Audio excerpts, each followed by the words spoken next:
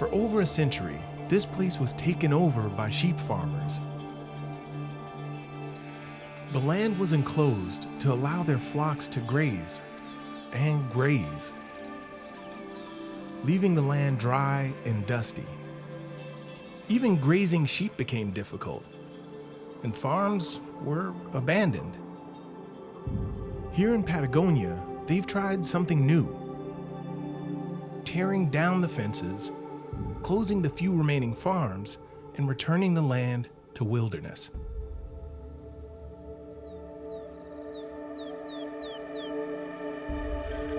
Herds of guanaco soon moved in, free to reclaim these plains. Guanacos are famously chill. They don't want to move if they don't have to. Some might say, living the good life.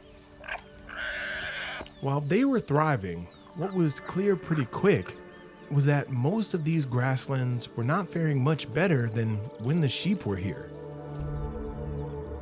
The hoped-for recovery had not happened. But in a few places, something has started to change. From Chile to Argentina, reports have been coming in of a regeneration, a greening effect spilling down onto the plains.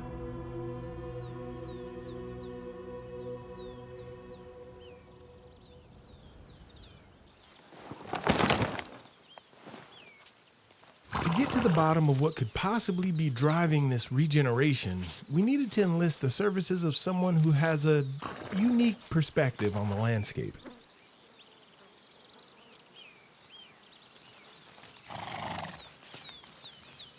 This dude's been around long enough to remember what it was like before. Claro, diferente, que ya no es lo mismo.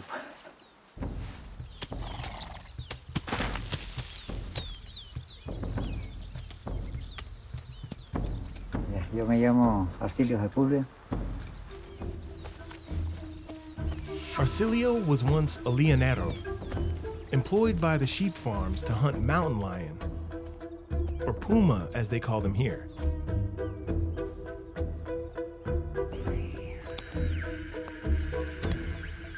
Today, he's employed to track them.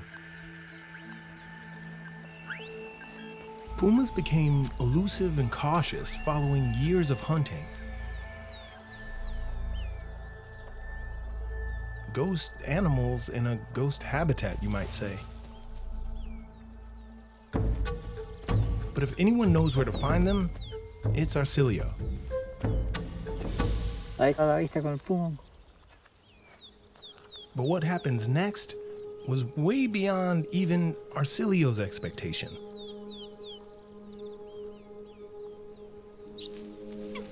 Y veo un cachorro chiquitito.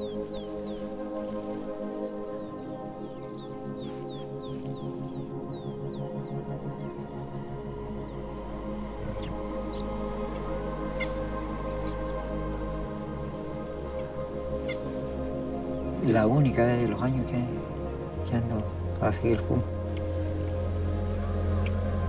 This is the first time newborn puma cubs have ever been filmed in the wild here.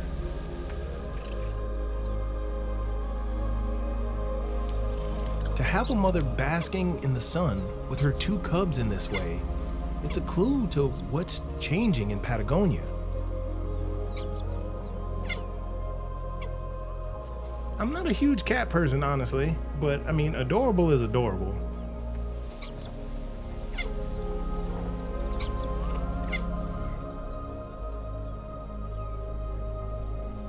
The relaxed nature of the puma, no longer hiding away in the hills, is key to the transformation of the land.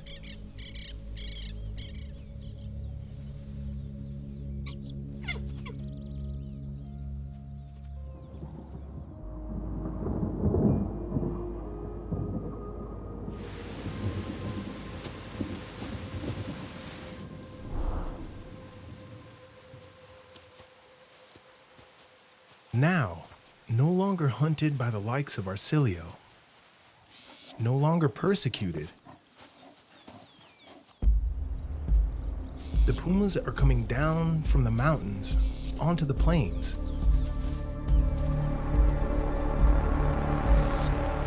And with them comes fear.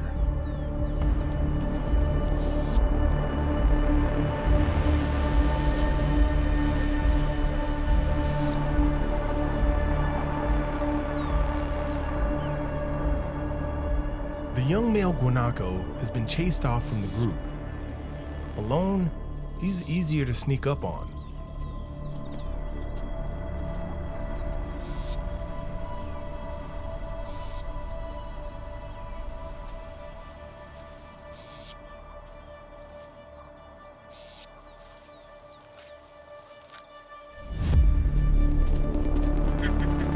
At the last second, he spots her. The herd is spooked, and the chase is on.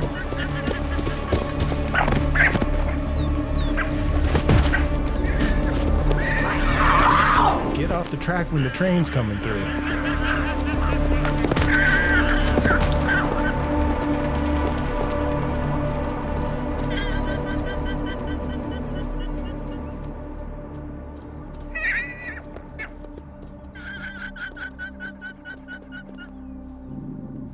Only about 1 in 5 hunts is successful.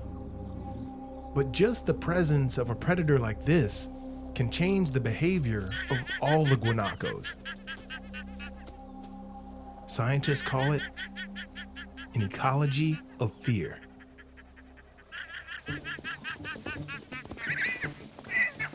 The guanacos no longer stay put, overgrazing in just one spot.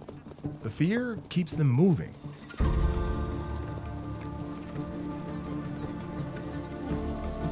Like the wildebeest of the Serengeti, they are now grazing larger areas, churning up the soil.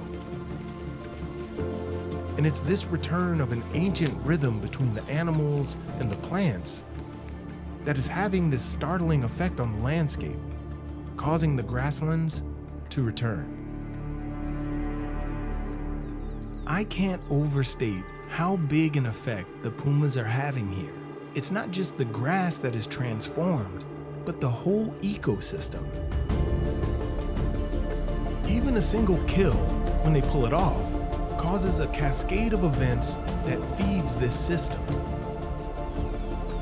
These kills are way more than they can eat in one sitting.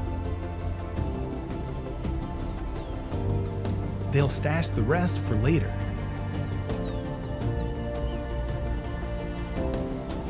And it's estimated that over 200 species feed upon the puma's half-eaten carcasses. It's clear to see how all this life and regeneration is so interconnected. And now we're identifying that there are keystone species like the puma. Their presence and behavior are essential for making the grasslands flourish.